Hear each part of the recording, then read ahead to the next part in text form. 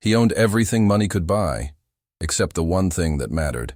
Then he heard his 6-year-old daughters kneeling, begging God for just 5 minutes of his time. What happened next destroyed him and saved his life.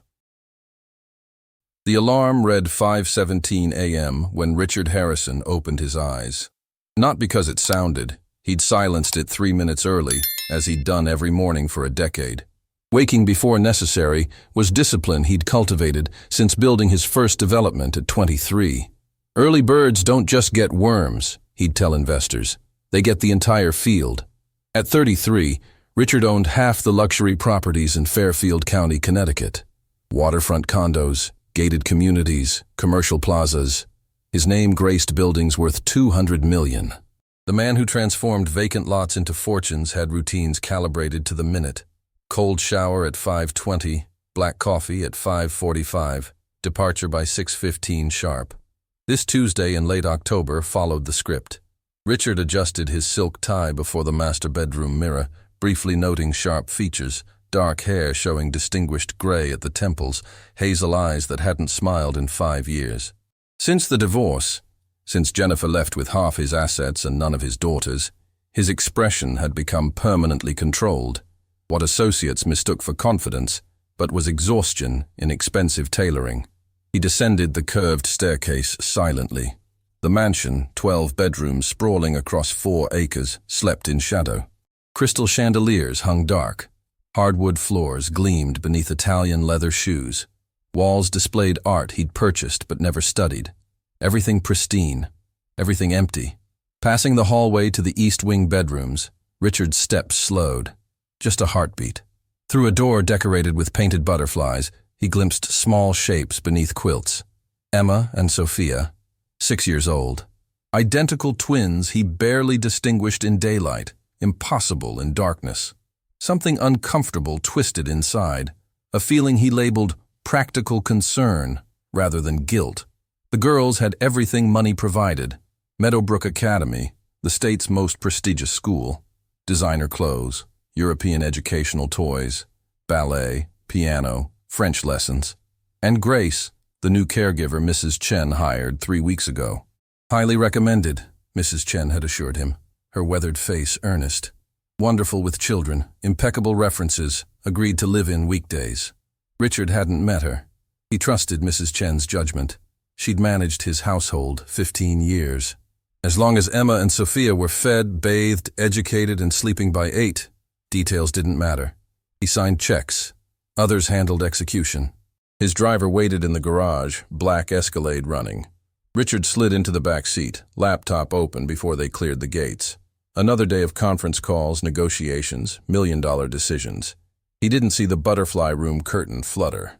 Didn't notice Sophia or Emma watching taillights disappear down the driveway. Didn't hear the small sigh before she climbed back to bed.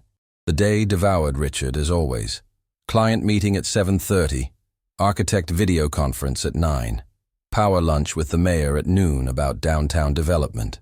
By 3, when Assistant Jennifer entered with contracts, he reviewed projections without glancing up from dual monitors. "Mr. Harrison, Riverside needs your signature today," she said, placing folders precisely on his glass desk. "Leave it. I'll review now. Tomorrow's Children's Hospital Gala. Your table's confirmed for 8. Richard's jaw tightened. Children's Hospital. He'd forgotten. He wrote substantial checks. Tax-deductible philanthropy, good for society pages. But attending felt like theater where he performed caring community member. Confirm attendance. Note late arrival. Early departure. Jennifer hesitated. "Sir, your daughters, Mrs. Chen mentioned a school assembly tomorrow afternoon. Fall harvest presentation? School assembly?" Richard searched memory and found nothing. He'd signed permission slips alongside property deeds, but specifics blurred. "What time?" 3 o'clock. Meadowbrook. Richard calculated mentally. Tokyo investor call ran until 3:30. Gala started at 7. He could appear 15 minutes, show his face, photograph for optics. Calendar it as tentative. Note I may leave after 20 minutes. Jennifer nodded and left. Richard returned to contracts, but concentration fractured. When had he last eaten with his daughters? Last had actual conversation beyond rushed Sunday mornings? He dismissed the thought with efficiency used for unfavorable proposals. No time for sentiment. He was building security, futures where they'd never worry about money, never struggle like he had in cramped apartments with parents fighting over bills. Every work hour invested in their inheritance. They'd understand eventually, appreciate the sacrifice, or so he told himself. 5:15. Richard remembered he'd left crucial files at home. Riverside architectural plans needed for tomorrow's planning commission meeting. He cursed quietly. Forgetting wasn't like him. "Marcus, return to the house," he instructed. "I need documents from my study." The Escalade turned against rush hour. Richard answered emails, half aware of familiar roads beyond tinted windows. They pulled into the circular drive, autumn leaves scattered across cobblestones, sun descending in amber shades. "Wait here. 5 minutes." Richard entered through the side door to his first-floor study. The house felt unusually quiet. That peculiar stillness when day transitions to evening, when light turns golden and everything suspends between states. Halfway across marble foyer, he heard it. A voice, female, soft, melodic, coming from deeper within. Not Mrs. Chen's raspy, decades-worn tone. Someone younger. Grace, the new caregiver. He should proceed to his study, grab files, leave. But something in that voice, tenderness, warmth foreign to cool professionalism everywhere else, made him pause at the grand staircase base. The voice came from the formal living room, space he rarely entered. Richard moved with steps muffled by Persian rugs, drawn by inexplicable curiosity. Approaching the arched doorway, he realized, not one voice, 3. He stopped outside, positioned to hear, but remain unseen. "And we thank you for this beautiful day, Lord." Grace's voice carried genuine reverence. "For food we ate, roof overhead, gifts of health and laughter, and butterflies we saw." Emma's pitch chimed. Richard distinguished her now, faster cadence than her sister. "Yes, butterflies too," Grace agreed warmly. "What else, Sophia?" Pause. Sophia thought before speaking. One distinct trait he'd actually noticed. "For Grace, who makes chocolate chip pancakes," the girl said quietly, smile audible. "I'm grateful for you both," Grace responded, emotion thick. "For spending time with 2 wonderful girls who brighten every day." Richard's hand gripped the doorframe. When had someone last spoken to his daughters with such unfiltered affection? "Now," Grace continued, "let's say special prayer. For someone important. Close your eyes." Silence. Richard held his breath, heart accelerating. "Dear God," Grace began, "we pray for Mr. Harrison, for Emma and Sophia's father, who works so hard and carries such weight. Praying for him. Why would they pray for him? We ask you give him something precious, Lord, something money can't buy." "What's that?" Emma interrupted, curiosity overtaking reverence. "Time," Grace said simply. "Time seeing how beautiful his daughters are. Time hearing their stories and dreams. Time understanding that greatest treasure isn't in bank accounts or buildings. It's right here in this house. I wish Daddy could play with us." Sophia's voice wavered small. "Even a little bit. I made him a drawing last week, and Mrs. Chen put it on his desk, but I don't think he saw it." The word struck Richard physically. "Drawing? What drawing?" "I'm sure he saw it, sweetheart," Grace said gently, doubt beneath reassurance. "Sometimes adults get so busy with grown-up things they forget to look at most important things. But that doesn't mean he doesn't love you." "How do you know?"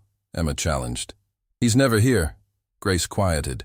When she spoke again, her voice carried aching quality that tightened Richard's throat. "Because I know what wanting something desperately feels like when you can't have it," she said softly. "I know how empty arms feel when they want to hold someone precious. So I understand your value, even if your father sometimes forgets showing it." "Did you want kids?" Sophia asked with blunt child innocence. "I did," Grace admitted. "More than anything. But God had different plans. So instead, I care for wonderful girls like you. That's its own blessing." "Grace?" Emma again. "Yes, honey? Can you ask God to help Daddy remember we love him, even when he has meetings?" Richard's vision blurred. He leaned against the wall, knees unreliable. "Of course," Grace whispered. "Let's ask together. Hold hands." Richard imagined the scene beyond that wall. 3 figures kneeling on expensive rug, hands clasped, heads bowed. Grace, woman whose face he'd never seen, and his daughters, begging God for scraps of their father's attention. "Dear Father in heaven," Grace's voice rang clear, two small voices echoing imperfectly. "Please help Daddy see we miss him. Help him know we love him so much. Help him come home not just to sleep, but to be with us. Amen, amen," the twins repeated. Richard pushed from the wall, his chest compressed, lungs working harder than normal. He moved blindly through foyer, upstairs, stumbling while gripping the banister. In his study, he closed the door and leaned against it, breathing raggedly. Files he'd come retrieving lay on his desk, but he couldn't move toward them. His hands trembled. Actually, trembled, something absent since his first major deal a decade ago. "Help Daddy see we miss him, even when he has meetings. Time understanding greatest treasure is right here." Words echoed, accusations whispered through prayer. Not angry accusations. Those would have been easier dismissing. These were hopes, wishes. His 6-year-old daughters kneeling, asking God for minutes of his presence. And this stranger, this Grace he'd never met, knew his children better than he did. Knew Sophia thought before speaking. Knew their favorite pancakes. Knew they drew pictures he never saw. Knew they loved him despite everything. Richard crossed to the window overlooking rear gardens. Below, the play area he'd installed last year, state-of-the-art equipment, safety-certified, premium quality. Empty. Always empty when he looked. When had he last pushed them on those swings? Had he ever? His phone buzzed. Marcus, probably wondering about delays. Richard grabbed files with numb fingers and headed for back staircase. Servants' stairs letting him exit without passing the living room again. He couldn't trust himself seeing them. Couldn't trust what his face might reveal. In the escalade, Marcus asked if everything was all right. "Fine," Richard managed, voice rougher than intended. But nothing was fine. A foundation cracked. Internal structure built carefully over years of justification and rationalization. Through that crack poured truth he'd been avoiding. He had everything and nothing. Wealth and emptiness, properties and no home. He'd become what he swore he'd never be. Absent, distant, more concerned with legacy than life. And the woman he'd never met showed him that truth through simple prayer and 2 little girls who still loved him despite his failures. Richard stared at architectural plans without seeing them. For the first time in a decade, work felt impossible. For the first time since divorce, he questioned everything he'd built his life around. By the time they reached the office, sun had set completely. Darkness pressed against windows. And Richard Harrison sat in that darkness, holding files he couldn't read. Thinking about prayer he was never meant to hear. Thinking about time, about treasure, about 2 daughters who deserved better than money. They deserved a father. And tomorrow he would start figuring out how to become one again. End of chapter 1. Richard didn't sleep that night. At 2 a.m. he sat in his study nursing bourbon he couldn't taste, staring through windows at darkness. The prayer replayed endlessly, each word cutting deeper. Help Daddy see we miss him. He'd built an empire, turned sweat into millions, risk into security. But sitting in expensive silence, Richard confronted something terrifying. He didn't know his own daughters. Sure, he knew Emma talked faster. Knew Sophia paused before speaking. But was that knowing? Did he understand what frightened them? What made them laugh? What dreams lived in those 6-year-old hearts? The answer was no. And Grace, a complete stranger, knew everything. At 3:15, Richard stood. His mind circled back to one detail, Sophia's drawing. She'd created something for him, and he'd never seen it. He crossed to his desk, moving papers frantically. Contracts, blueprints, financial reports, nothing. Then, beneath zoning documents, he found it. Construction paper. Crayon drawing of 3 stick figures holding hands. One tall man between 2 smaller girls. Above them, a smiling yellow sun. At the bottom, wobbly letters. Me and Emma and Daddy. Richard's hands shook. The paper was crumpled from being buried. His daughter had poured her small heart into colored wax, and he'd buried it beneath meaningless work. He sank into his chair, drawing pressed against his chest, and let tears come. For the first time since divorce, Richard Harrison broke. Morning arrived without notice. Gray light filtered through windows. Richard hadn't moved, the drawing still clutched. His phone showed missed calls from Jennifer, wondering why he'd skipped the Tokyo conference. He ignored everything. At 7:30, Richard did something unprecedented. Cancelled everything. The planning commission, the investment lunch, the hospital gala. "Mr. Harrison, are you ill?" Jennifer's concern was genuine. "No," he said, voice rough. "I'm taking the week. Reschedule everything." Stunned silence. "Of course, sir. Should I—" "Family emergency," Richard interrupted. And it was. His family was an emergency he'd ignored too long. He showered, dressed casually for the first time in years, jeans, a sweater, and descended just before 8. Mrs. Chen stood in the kitchen doorway, surprise clear on weathered features. "Mr. Harrison, I thought you'd left." "Not today," he said. "Are the girls up?" "Finishing breakfast with Grace in the sunroom." The sunroom. Richard couldn't remember visiting it. He moved toward it, heart hammering. Through the arched entrance, he saw them. Emma and Sophia sat at the small table in pajamas eating pancakes. And Grace, his first clear look, sat between them, dark hair pulled back simply, face animated while listening to Emma's rapid story about school.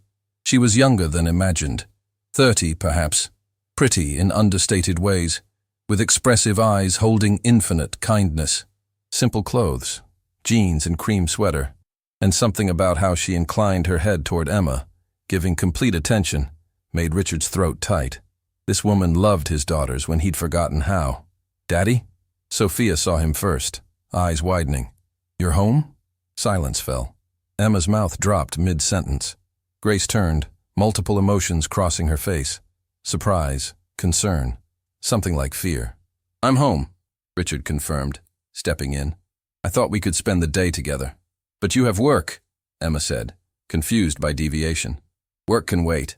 Richard pulled a chair over, sitting at their table. "Today, you're more important." The twins exchanged glances, communicating silently. Grace remained quiet, hands folded, watchful. "Mr. Harrison," she began carefully, "would you like privacy with—" "No," Richard said quickly. "Please stay. I'd like to meet you properly. I'm Richard." He extended his hand. Grace hesitated, then took it. Her handshake was firm, but palm trembled. "Grace Mitchell," she said. "Nice to finally meet you." "The pleasure is mine." Richard held her gaze, trying to convey what he couldn't say with daughters present. "Thank you for loving them, for that prayer, for showing me what I was missing." Grace's eyes widened. She understood. "So," Richard turned to daughters, "what do people do on Thursday mornings when not working?" Emma giggled. "We usually go to the park if weather's nice." Richard glanced through windows. October sunshine bathed gardens in gold. "Looks perfect. How about after you dress?" "Really?" Emma's voice pitched high. "You're coming?" "If you'll have me." The girls erupted from chairs, squealing, running to change. Footsteps thundered on stairs. Richard and Grace sat alone in sudden quiet. Grace spoke first, careful. "Mr. Harrison." "Richard, please." "Richard." She adjusted with visible effort. "I don't know what brought this, but I'm glad. Those girls need their father." "I know." Richard pulled Sophia's drawing from his pocket, smoothed carefully, and placed it between them. "I found this buried. She made it for me, and I never saw it." Grace looked at the drawing, then at him. Something shifted, wariness softening into cautious hope. "Yesterday," Richard continued, voice dropping, "I came home early. I heard you praying with them." Color drained from Grace's face. "Oh, God. Richard, I'm so sorry. I overstepped. I had no right." "You had every right." Richard leaned forward. "Because you were doing what I should have been doing. Loving my daughters. Being present. Teaching them what matters." Tears welled in Grace's eyes. "I didn't mean to cross boundaries. They're such wonderful children. And I could see how much they missed you. And I thought maybe if we prayed—" "Your prayer was answered," Richard interrupted gently. "I heard every word. About time. About treasure. About helping me see what's right in front of me. Grace," his voice cracked, "you were right about everything." A tear spilled down her cheek. She wiped quickly. "I lost a baby," she said abruptly, needing him to understand. 3 years ago, 6 months along, a boy. Then doctors said I couldn't—" She stopped, composing herself. When I'm with Emma and Sophia, I pretend for a while that I know what being a mother feels like. Richard's heart shattered for this woman carrying such grief, yet giving love so freely. They're lucky to have you. I'm lucky to have them, Grace corrected. They saved me in ways they'll never understand. Footsteps pounded overhead. The girls were dressing. Grace, Richard said urgently, I need help. I don't know how to be a real father. I know checks and 5-minute school functions, but breakfast and parks and bedtime stories, I'm lost. Grace studied him, searching. Whatever she found satisfied her because she nodded slowly. It's not complicated, she said. Just show up, be present, listen when they talk, care about little things, because to them, those little things are everything. Will you help me? Richard asked. You don't need teaching, Grace said gently. You just need permission to stop being perfect. Kids don't want perfect parents, they want real ones. Emma and Sophia burst back in, dressed in matching purple jackets, sneakers in hand. We're ready, Emma announced. Then let's go, Richard said, standing. He looked at Grace. You're coming too? Grace hesitated. I don't want to intrude. You're not intruding, Sophia said matter-of-factly. You're part of the family. The simple statement hung heavy. Richard saw Grace's eyes fill. He understood. Being called family when you desperately wanted one might be the most painful and beautiful thing possible. Please, he added softly. I'd like you there. Grace nodded, not trusting her voice. The park was 15 minutes away, sprawling green space with playgrounds, walking paths, and a pond where ducks gathered. Richard drove for the first time in months, while Grace sat beside him, and twins chattered in the back seat. Daddy, did you know Grace can do braids? Emma informed him. And she knows all the constellations, Sophia added. She shows us stars from our window at night. Richard glanced at Grace. She looked embarrassed. Just a hobby, she murmured. It's more than that, Richard said. It's connection, paying attention, everything I wasn't doing. They arrived to find the park nearly empty, too early for after-school crowds.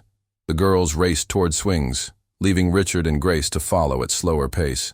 Tell me about them, Richard said. The real them, not surface things I know. Grace watched the girls before speaking. Emma's brave but sensitive. She talks fast because she's afraid people won't listen if she doesn't get it all out quickly. Sophia's quiet but fierce. She feels everything deeply and needs time processing emotions. How did you learn all that in 3 weeks? I paid attention. Grace's answer was simple but devastating in implications. They reached the playground. Emma called for someone to push her swing. Richard stepped forward before Grace could. I've got it, he said. Emma's delighted shriek as he pushed her higher made something warm bloom in Richard's chest. When had he last caused that kind of joy? Sophia appeared at his elbow.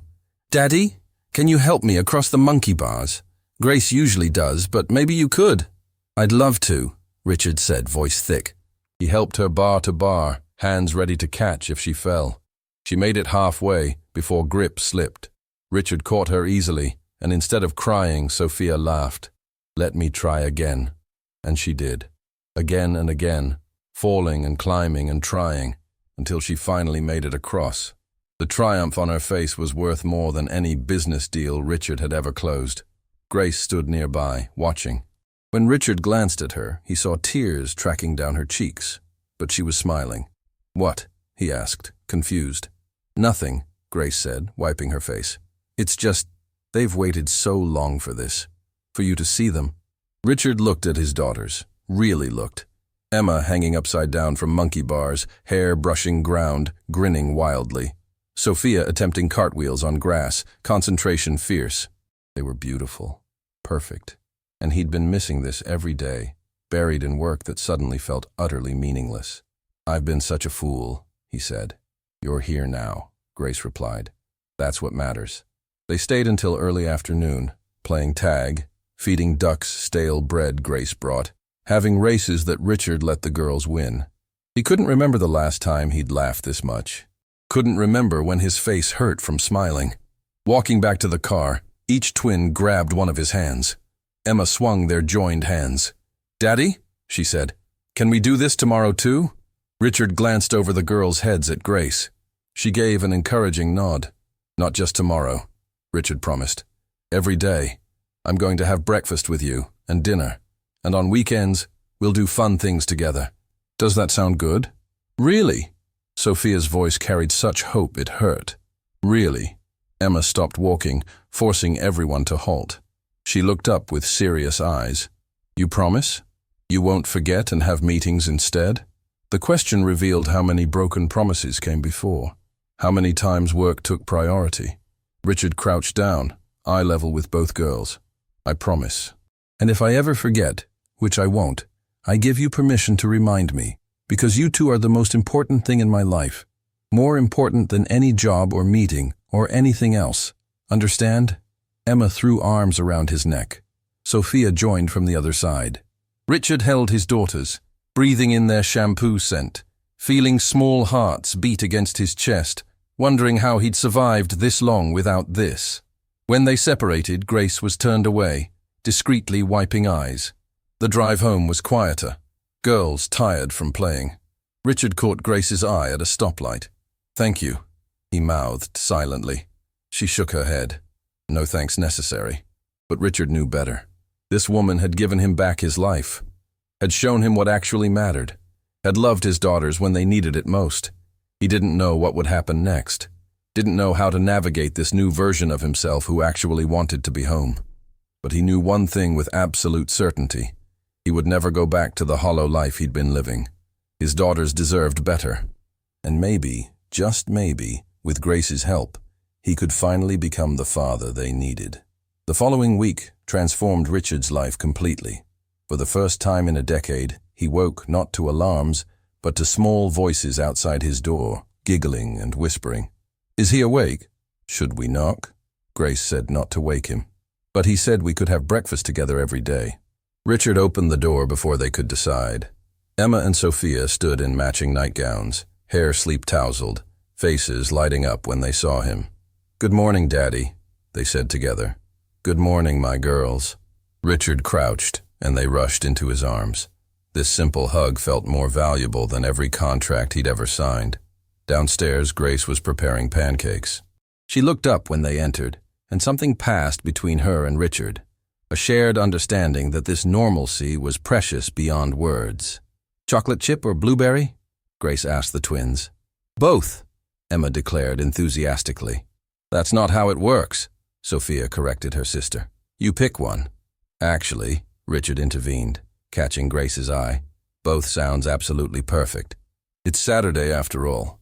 Grace smiled, that warm, genuine smile that made Richard's chest tight.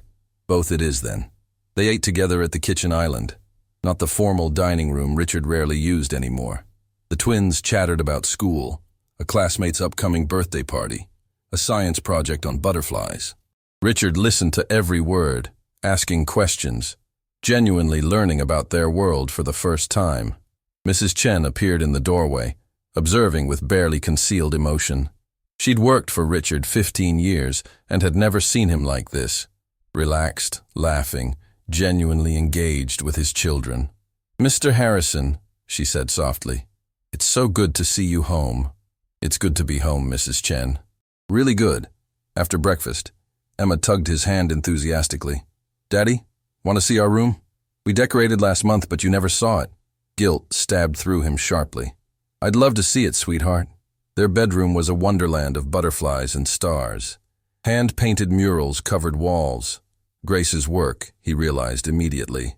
Emma's side was organized chaos, stuffed animals everywhere. Sophia's side was meticulous, books carefully arranged by color. Grace helped us paint the butterflies, Emma explained proudly. She said butterflies are special because they transform. They start as one thing and become something more beautiful. Richard glanced at Grace, who'd followed them upstairs. Her cheeks colored prettily. I thought it was a nice metaphor for growth. It is, Richard said quietly, understanding completely. Because wasn't that what was happening to him right now? That afternoon, Richard did something completely unexpected. Took the girls grocery shopping. Grace had mentioned needing supplies for the week, and Richard wanted to go along. You want to go grocery shopping? Grace asked, genuinely incredulous. Why not? People do it all the time, don't they? But I have 2 daughters who need to see me in their real life, not just fancy parts. Richard was firm about this. I've never taken them. It's time I did. In the store, Richard discovered a world he'd been missing. Emma pushed the child-sized cart, ramming his ankles repeatedly while apologizing through giggles. Sophia carefully compared cereal prices. Young face, serious. This one's cheaper, she informed him. Mrs. Chen says we should be wise with money. Richard's throat tightened. His daughter worried about cereal prices while he owned millions.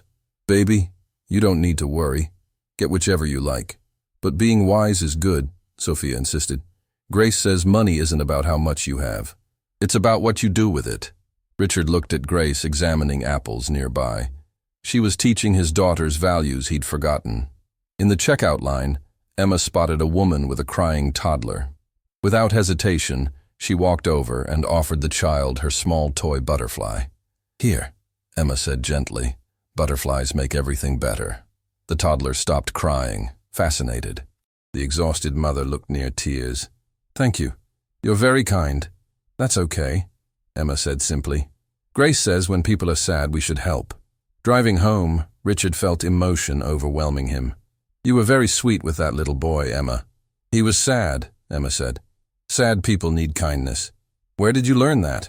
Grace tells us every day, Sophia answered. She says the most important thing isn't being rich or famous.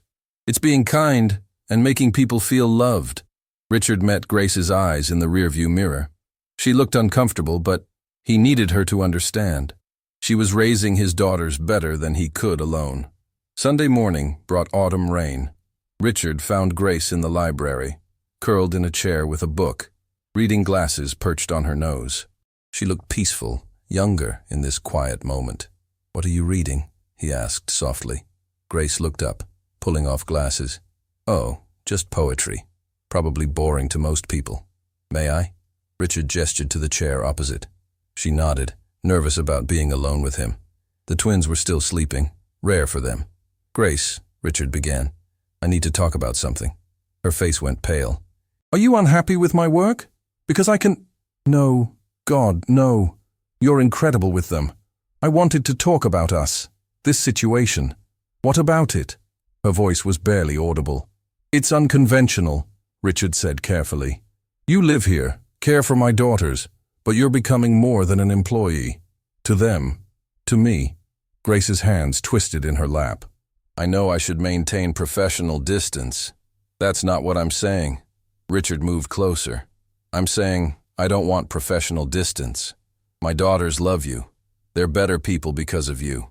And I find myself thinking about you constantly, wanting to know your thoughts, your dreams, your past. Tears welled in Grace's eyes. Richard, this is complicated. I know. I work for you. There's a power imbalance. Then you don't work for me anymore, Richard said impulsively. You're not my employee. You're family. That's what Sophia said. I can't just… Grace's voice broke. I lost everything 3 years ago. My husband, my baby, my future. I built walls because I couldn't survive more loss. And now you're here, and your daughters have crawled into my heart, and I'm terrified. Richard took her hand gently. I'm terrified too. I failed at marriage once, failed at being a father for years. But Grace, you make me want to try again. You make me believe I can be better. What if we damage them? Grace whispered. What if this goes wrong and Emma and Sophia get hurt? What if it goes right? Richard countered. What if two broken people can make something whole together? Grace searched his face for a long moment. Then slowly, she squeezed his hand back. I don't know how to do this, she admitted. Neither do I, Richard said. But maybe we can figure it out together. Monday morning brought the first test. Richard had rescheduled the planning commission meeting, and it couldn't be delayed again. He needed to be there at 9. Over breakfast, he explained. I have to go to work this morning. Just a few hours. But I'll be back for lunch, and this afternoon we can do something fun. Emma's face fell. You're leaving. Just for the morning, Richard assured her. I promise I'll be back. You always say that, Sophia said quietly, cutting deep. Richard knelt beside her chair. I know I've broken promises before, but I'm different now. When I say I'll be back at lunch, I mean it. Do you believe me? Sophia studied him with serious eyes. Finally, she nodded. Okay, but if you're not back, I'm going to be really sad. Then I better make sure I'm back, Richard said, kissing her forehead. At the meeting, his phone buzzed repeatedly. Jennifer kept trying to add schedule items, extend meetings, squeeze in conferences. He declined everything. "I'm leaving at 11:30, he told her firmly. "Not 11:45, 11:30. But the Boston investors can video conference tomorrow. I have a lunch date with my daughters." Jennifer blinked, then smiled, genuinely. "Of course, Mr. Harrison." Richard arrived home at 11:40, 10 minutes late because of traffic, each minute feeling like betrayal. He rushed through the door, heart pounding. The twins were setting the table with Grace. When they saw him, Emma shrieked, "He came back! Daddy came back!" Sophia's face transformed from worried to radiant. "You really came back." "I promised," Richard said, scooping them both up. "I will always come back to you." Grace stood in the kitchen doorway, tears streaming, smiling, and Richard knew this was what mattered. Not business deals or properties. These small souls who needed him. This woman teaching him how to live again. That evening, after the girls were in bed, Richard found Grace on the back patio, wrapped in a cardigan, against October chill, looking at stars. "You'll freeze out here," he said, bringing her hot tea. "Thank you." She accepted the mug. "I was just thinking about something Emma said today. She told me she's not afraid of storms anymore. That storms are just rain trying to clean everything, and after storms, everything grows better. She said you taught her that at the park." Richard remembered. They'd been caught in a brief shower, and instead of running for cover, he'd let them play in the rain. "I didn't want them to be afraid." "You're a good father," Grace said softly. "I'm trying to be." "No, you are.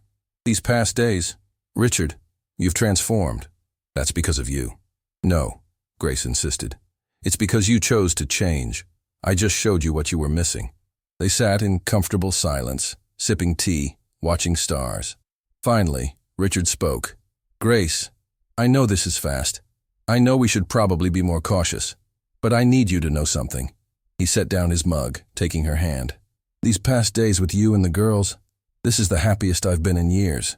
It's not just because you're wonderful with Emma and Sophia. It's you. The way you see the world. The way you love without holding back. The way you made me remember what matters." Grace's eyes filled with tears. "I'm scared," she whispered. "So am I."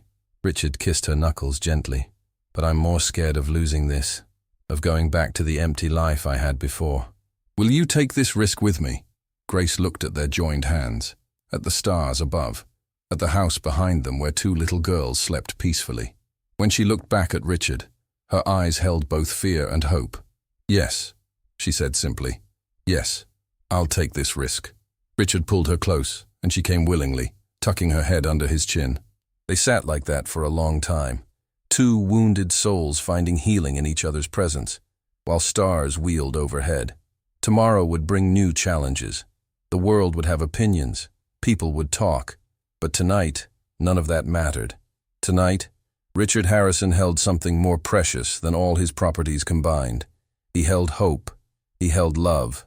He held the possibility of becoming the man he was always meant to be. And it had all started with a prayer he wasn't supposed to hear, spoken by a woman he'd never met, on behalf of two little girls who just wanted their father's time. Sometimes the most valuable treasures come wrapped in the simplest packages. Sometimes you have to lose everything to find what truly matters. And sometimes, walking into your own house unannounced is exactly what you need to change your life forever. 2 weeks later, Richard faced his first real challenge. The school called requesting a parent-teacher conference, both parents if possible. His stomach dropped hard when the secretary mentioned Jennifer, his ex-wife, had already confirmed attendance. He hadn't seen Jennifer in 8 months. Their divorce had been bitter, fought over custody he'd barely wanted at the time, a fact that still shamed him deeply. She'd taken primary custody gladly, leaving him weekend visits he rarely took. Now, facing her across a conference table while discussing their daughters felt like facing a mirror reflecting his worst self. "Mr. Harrison, thank you so much for coming. Mrs. Patterson, the first-grade teacher, greeted him warmly. She was a genuinely kind woman in her 50s who'd been teaching at Meadowbrook Academy for decades. Jennifer arrived 5 minutes later. She looked polished as always. Blonde hair, perfectly styled, designer suit. The successful corporate attorney she'd become. When she saw Richard waiting, surprise flickered across her face. "Richard, you actually came?" The question stung because it was fair. "I said I would. You say a lot of things." Jennifer's tone was sharp, years of resentment evident. Mrs. Patterson cleared her throat diplomatically. "Perhaps we should begin? I asked you both here because I've noticed significant changes in Emma and Sophia over the past few weeks." Richard's heart raced. Were the girls struggling? Acting out? Had his sudden presence disrupted them? Changes?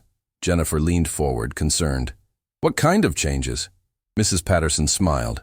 Actually smiled. Positive ones. Remarkable ones, actually. Emma, who's always been somewhat anxious, has become confident, volunteering answers, engaging with classmates more. And Sophia, who tended toward withdrawal, has been participating actively in group activities. Richard felt tension drain from his shoulders. "They're both excelling academically," Mrs. Patterson continued. "But more importantly, they're happy. Emma told me yesterday that her daddy taught her that it's okay to make mistakes, as long as you keep trying." And Sophia shared during show and tell about grocery shopping with her father. She was absolutely glowing. Jennifer stared at Richard like she'd never seen him before. "You took them grocery shopping?" "I take them lots of places now," Richard said quietly. "Parks, libraries, the farmer's market. We have breakfast together every morning, dinner every night. I help with homework." "Who are you, and what did you do with my ex-husband?" Jennifer's attempt at humor fell flat, emotion underneath obvious. Mrs. Patterson tactfully excused herself to grab some artwork, leaving them alone. "What happened, Richard?" Jennifer asked, genuine curiosity replacing hostility. "When we were married, you couldn't be bothered to attend a single school function. Now you're grocery shopping and helping with homework?" Richard considered how to answer. "I woke up, or maybe I grew up. I realized I was building an empire but losing a family, and I decided the empire wasn't worth it. What changed your mind?" "Someone showed me what I was missing. Made me understand that time isn't something you give. It's something you choose to invest." "Someone?" Jennifer's eyebrow arched. "Who's someone?" Richard hesitated. "Grace. She's the nanny?" Jennifer's voice sharpened. "Mrs. Chen mentioned you'd hired someone new. She's not just a nanny." Richard met Jennifer's gaze steadily. "She's become important to me, to us. She loves the girls and they love her. She's teaching me how to be a better father." Jennifer was quiet for a long moment. When she spoke, her voice was softer. "Are you involved with her?" "Yes," Richard admitted. "It's new, and we're taking it slowly because of the girls, but yes." "Do Emma and Sophia know?" "Not officially. We're being careful, but they see us together, see how we are with each other. We're not hiding it." Jennifer studied him, searching for something. Finally, she sighed. "I wanted to hate this. Wanted to be angry that you're suddenly father of the year with someone else when you couldn't be bothered with me. But Richard, our girls are thriving. Mrs. Patterson says they're different children, happier, more confident. And if this Grace person is part of that," she paused, "I can't be angry about anything that makes my daughters happy." Relief washed through Richard. "Thank you. Don't thank me yet." Jennifer's attorney instinct surfaced. "I want to meet her. If she's going to be around my children, I want to know who she is." "That's fair." "And Richard?" Jennifer's voice turned serious. "Don't screw this up. Those girls have already dealt with one parent leaving. If you're going to be present consistently. Don't make promises you can't keep." "I won't," Richard vowed.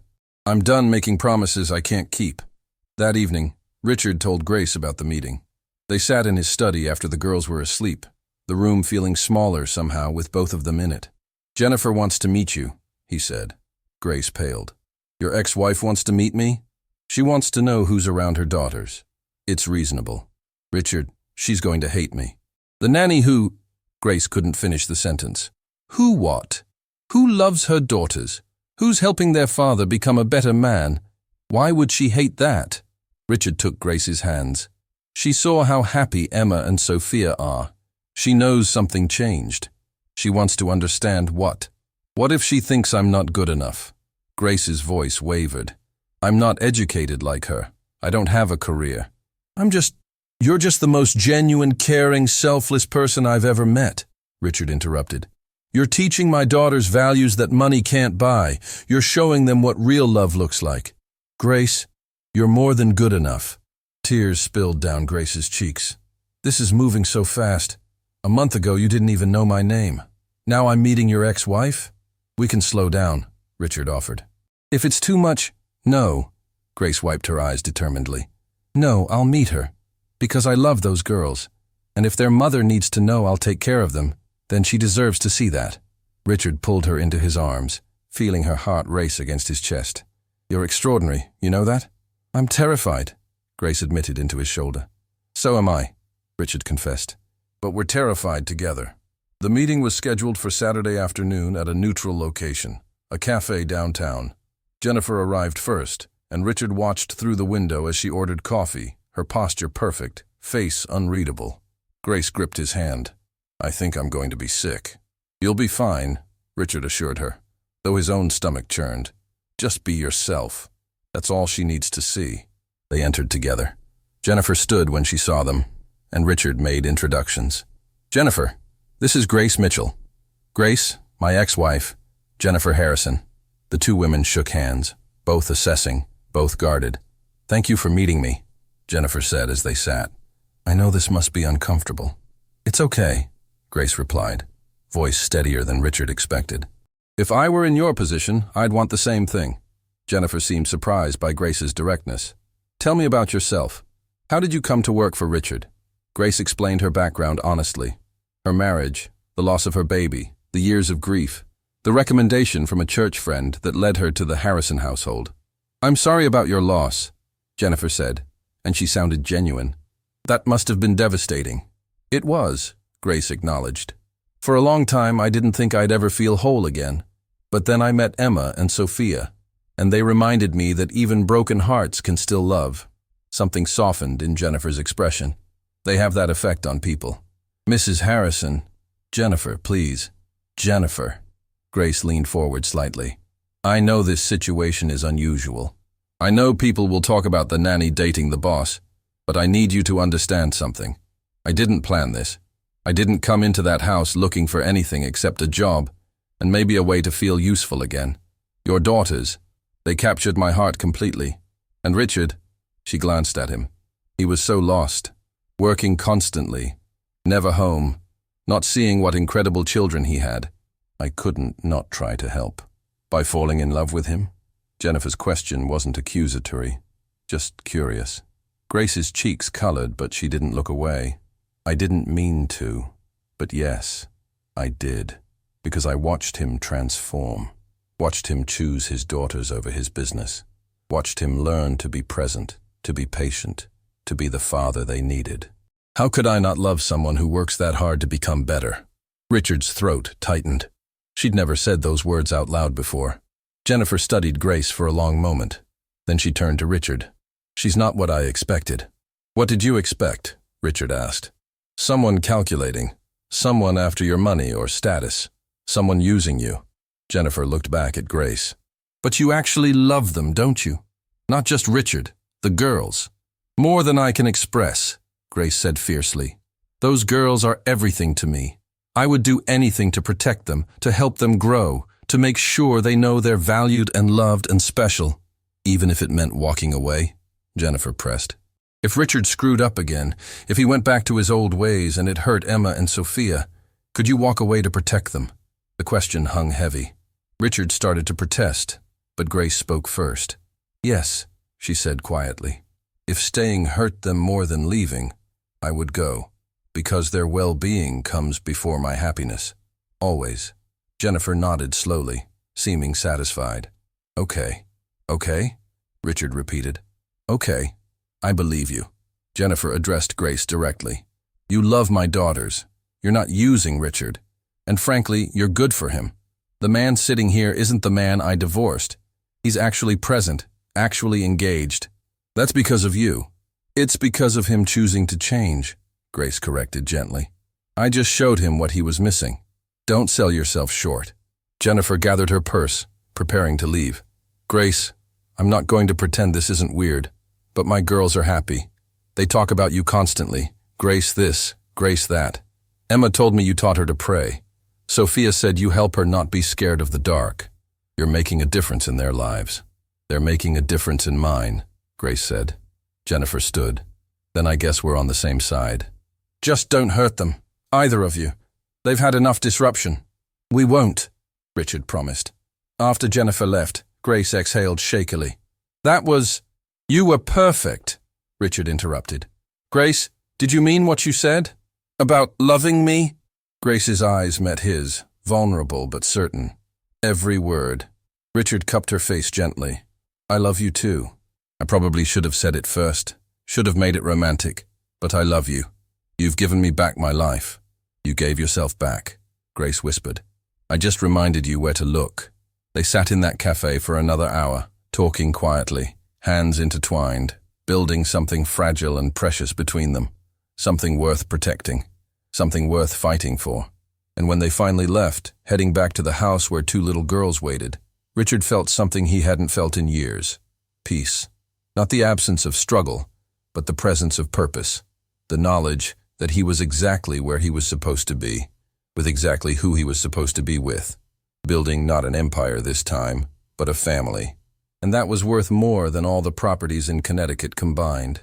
3 months later, Richard stood backstage at Meadowbrook Academy's winter performance, adjusting Sophia's butterfly wings for the 3rd time. His hands trembled, not from business nervousness, but from overwhelming emotion of being exactly where he belonged.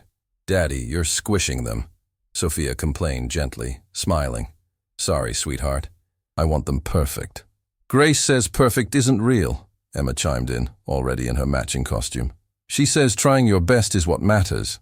Richard caught Grace's eye across the crowded backstage. She was helping another child with their costume, but she smiled at him. That warm, knowing smile that still made his heart stutter. 3 months, 90 days. It seemed impossible that his entire life had transformed in such short time. Yet here he was, backstage at a performance he wouldn't miss for anything, watching his daughters prepare to dance, feeling more fulfilled than any business deal had ever made him feel. Mr. Harrison, a young teacher approached hesitantly. The photographer from the local newspaper is here. They're doing a feature on the performance. Would you mind if they included Emma and Sophia? A year ago, Richard would have agreed immediately. Free publicity, good optics, Harrison name in the paper. Now, he looked at his daughters. What do you girls think? Want to be in the newspaper? Sophia shook her head shyly. Emma considered. Will it take long? I don't want to miss seeing Grace before we go on. Richard's throat tightened. Tell the photographer maybe next time, he said to the teacher. My daughters have priorities. Grace appeared at his elbow. You just turned down publicity. I turned down something that wasn't important to them, Richard corrected. Big difference. She squeezed his hand quickly. They were careful about public displays of affection around the girls, keeping things gradual, gentle. But her touch steadied him. 5 minutes to curtain, someone called. Richard crouched down, eye level with both twins. Remember what we practiced? If we mess up, we smile and keep going, Sophia recited. Because mistakes are just lessons wearing costumes, Emma added. Exactly. And no matter what happens out there, I'm proud of you. We love you too, Daddy, Emma said. Then, with the guileless honesty of children, are you going to marry Grace? Richard froze.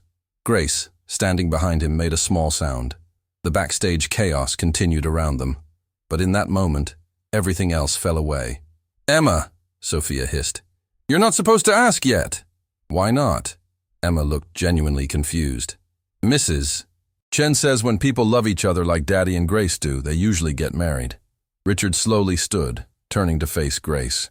Her eyes were wide, vulnerable. He'd been planning this moment, had a ring purchased, hidden in his desk, waiting for the right time.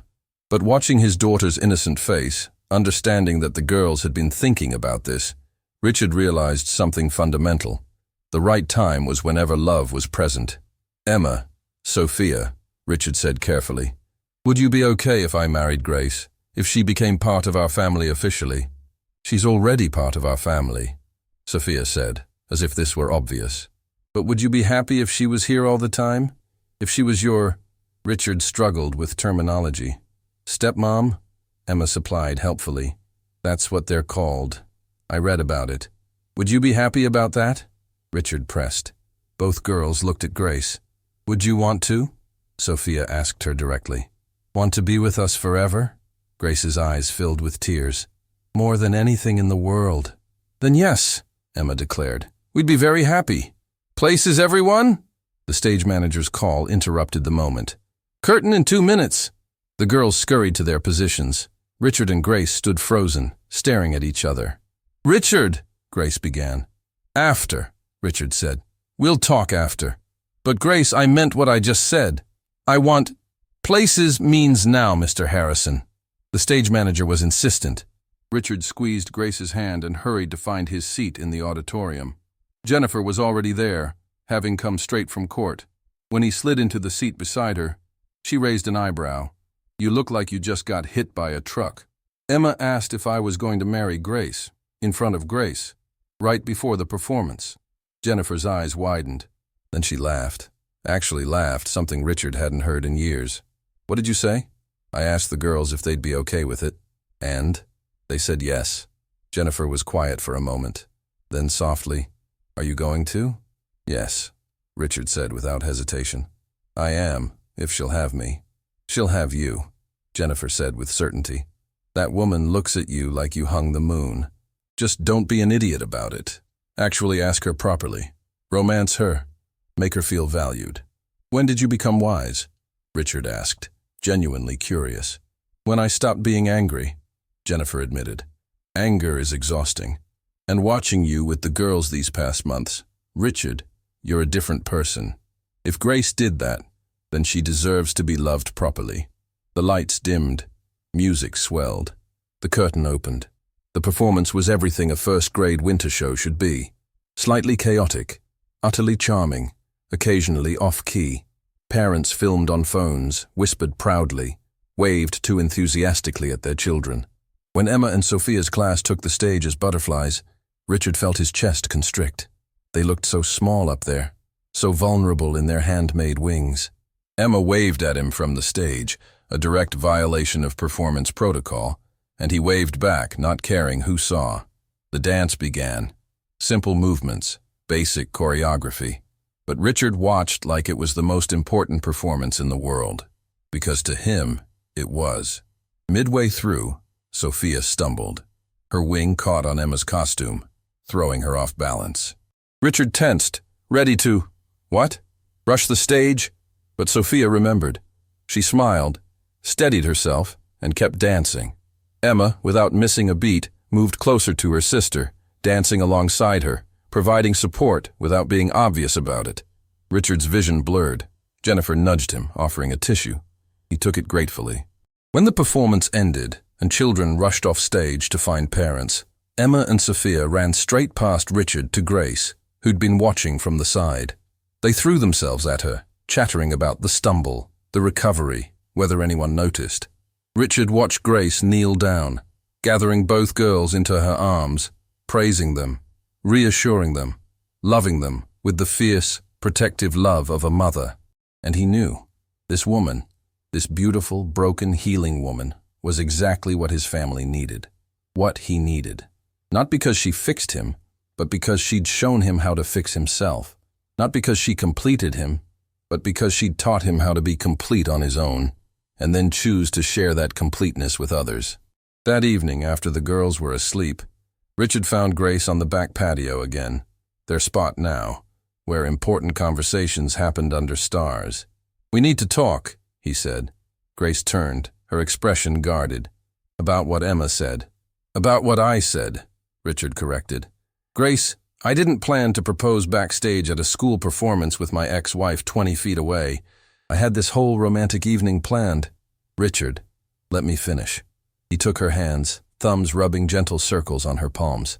3 months ago, I was a hollow man. I had everything money could buy and nothing that actually mattered. I was losing my daughters, losing myself, losing any chance at happiness. Richard, you don't have to... Yes, I do. His voice was firm. Because you need to understand what you've done.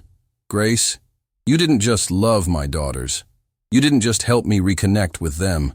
You showed me what it means to actually live, to be present, to understand that the greatest wealth isn't in bank accounts. It's in moments. Tears spilled down Grace's cheeks. You did that yourself. You just saved my life. Richard interrupted.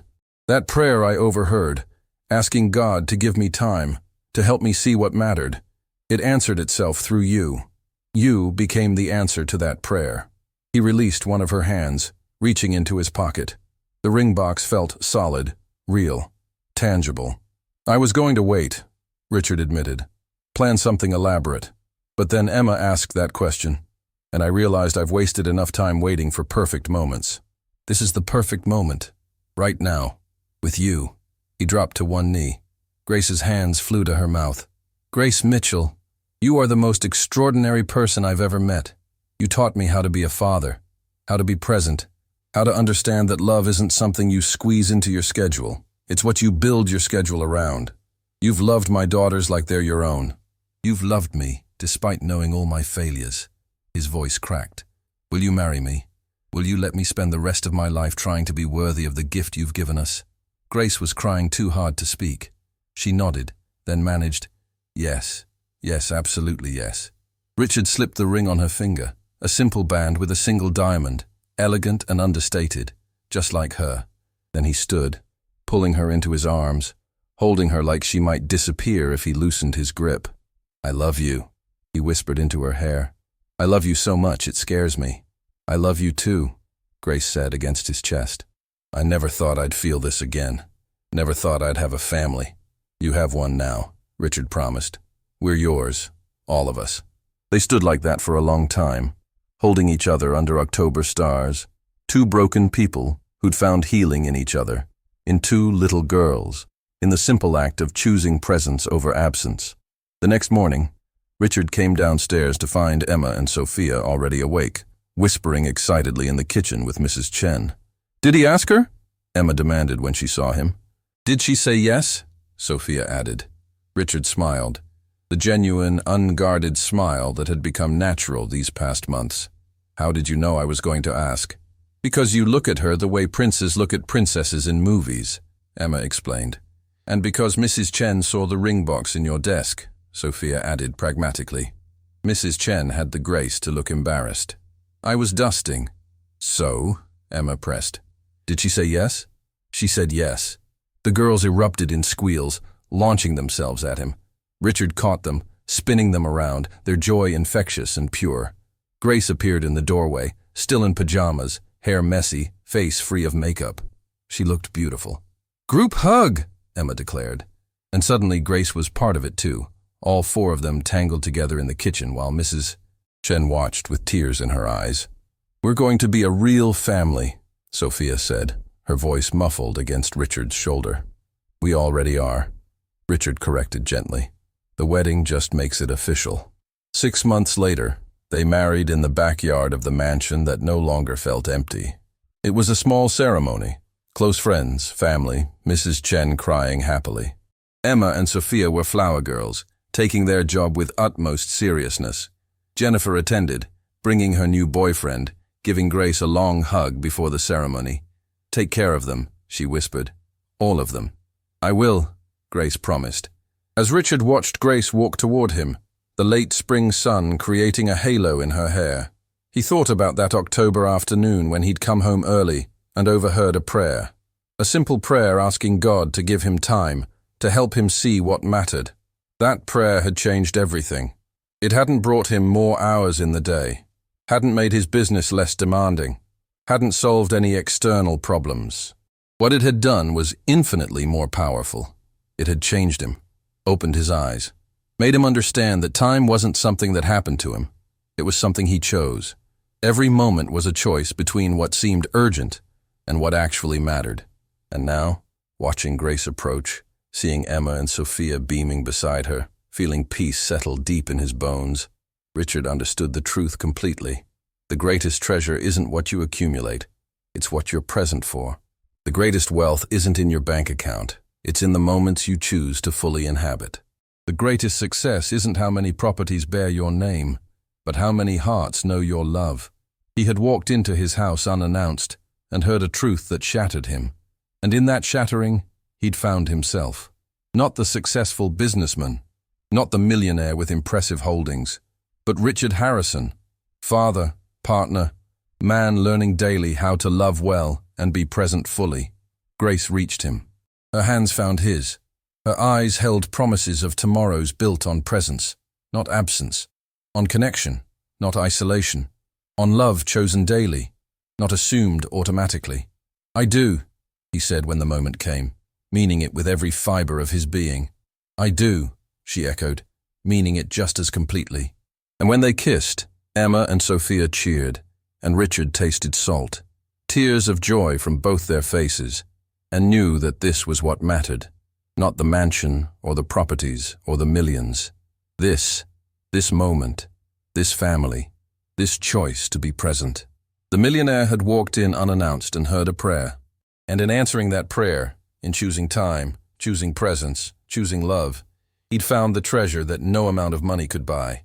He'd found home.